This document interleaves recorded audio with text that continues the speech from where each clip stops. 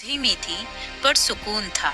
यहाँ लोग दिन भर अपने खेतों में काम करते और रात को सुकून से सोते थे। गांव का अधेड़ उम्र का हरि प्रसाद, जिसे सब काका कहकर बुलाते थे, अपने खेत पर जाने के लिए तैयार था। अरे सावित्री, मेरी लाठी कहाँ रख दी?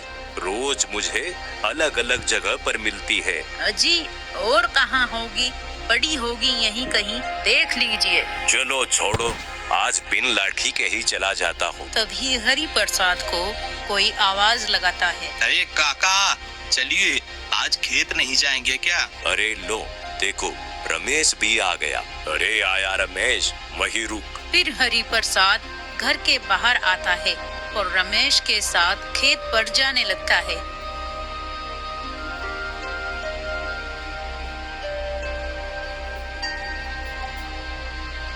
फिर खेत में आकर वो दोनों काम करने लगते हैं।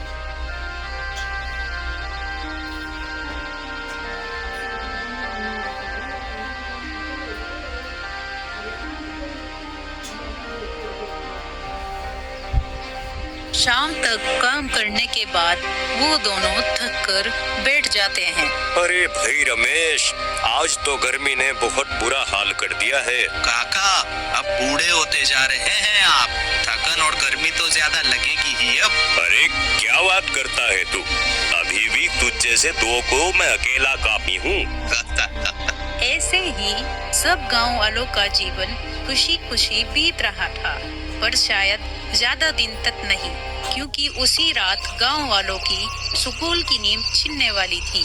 कोई गांव के किसान हरिया के घर पर निगरानी कर रहा था कि तभी हरिया को कुछ आवाज सुनाई देती है, जैसे घर के ऊपर से कुछ गुजरा हो। सीमा, क्या तुम्हें भी वो आवाज सुनाई दी? कैसी आवाज जी? ऐसा लगा जैसे कोई छत के ऊपर से गुजरा हो। अरे कुछ नहीं, बिल्ली होगी।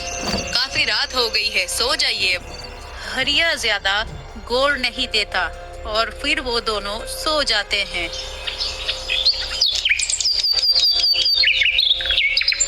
अगली सुबह होती है तो हरिया का पड़ोसी किशन जोर जोर से रो रहा होता है। हे राम, मैं तो लुट गया।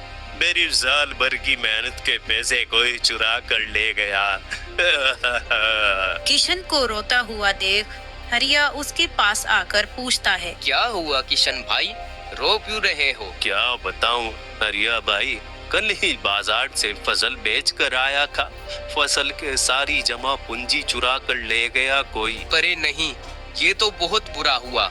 मुझे रात ही शक हो रहा था, न जाने कैसी अजीब सी आवाजें आ रही थी, कोई छत के ऊपर से घूम रहा हो जैसे। बिजोरा गांव में पहली बार चोरी हुई थी, वो गई बिना किसी हलचल और सबूत के। चलो किशन, मुखिया जी के पास चलते हैं, शायद कोई हल निकल जाए। फिर हरिया किशन को लेकर मुखिया के घर की ओर चल देता है।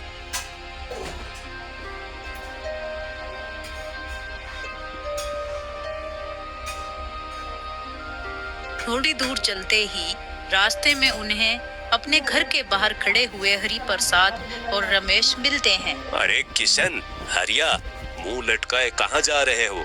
क्या हुआ? मुखिया जी के पास जा रहे हैं काका। क्यों, क्या हुआ? कुछ बात है क्या? वो दोनों पूरी बात हरि प्रसाद को बताते हैं। क्या कहा? हमारे गांव बिजोरा में चोरी?